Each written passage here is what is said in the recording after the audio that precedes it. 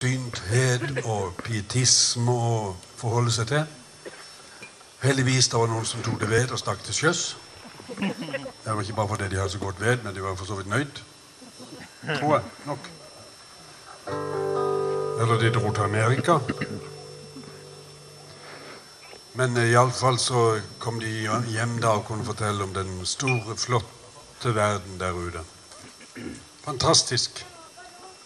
Til og med i Sverige skulle det være fint, sa de. En viser av Wilhelm Krag som heter Stockholms trall. Å, jeg ville meg så langt utover jorderik, langt fra sladder og svik, langt fra alle som er slik.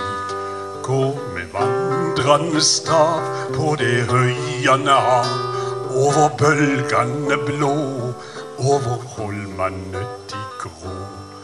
Hei til Stockholmstad, ja til Stockholmstad, der er gatene av gull, der er månen alltid full, der de spiller så vemodig på salmodikon, på salmodikon, på salmodikon.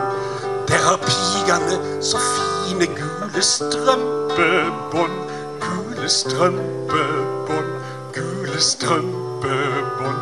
Der har hestene sølv og sko, der rosinene de gror under tynne silkefår. Der min kjærest bor. Syng, syng, syng, syng. Der min kjærest bor. Der de spiller så vemodig på salmodikon, på salmodikon, på salmodikon. Der har pigene så fine gule strømpebånd, gule strømpebånd, gule strømpebånd.